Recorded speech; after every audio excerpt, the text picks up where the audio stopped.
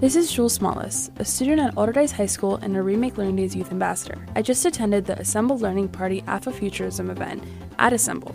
Walking in, we see stations with creators, artists, and educators all over the room. On each table, there is a pamphlet that helps guests define Afrofuturism. So, what is Afrofuturism? Afro means someone or something from Africa, and futurist means someone who dreams about the future. An Afrofuturist is someone who imagines what the future will be like for people with ancestors from Africa.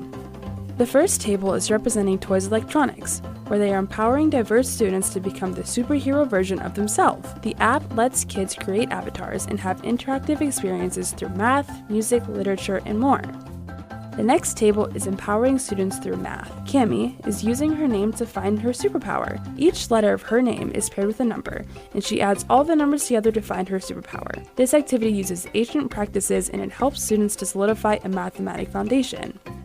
The next table is for painting and decorating. 3 images are stenciled out: Ndugu, which means brother, Nadada, which means sister, and a shield, which is protection. These stencils are a children's window to Africa and allows them to see how they can represent themselves. Next, we all headed over to Level Up, a center for dancing music. Adults and kids of all ages got to learn about African drumming and the roots of African drums. Children and adults got to bond over a possible newfound talent. We then headed back to Assemble as the event came to a close.